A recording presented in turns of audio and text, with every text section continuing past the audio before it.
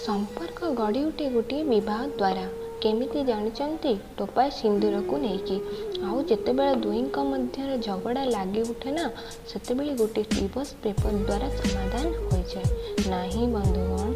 एटा संपर्क नुहे, एटा समाज द्वारा गठित गोटे माध्यम दुई जन को एकाठी करने।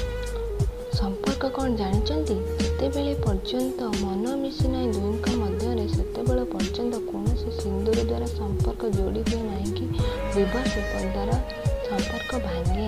क्यों भाई और भौणी मैंने विवाह पूर्व संपर्क अच्छा से तो कहीं सिंदूर देना कहीं डिवोर्स तो करना कारण से मनर संपर्क रखी।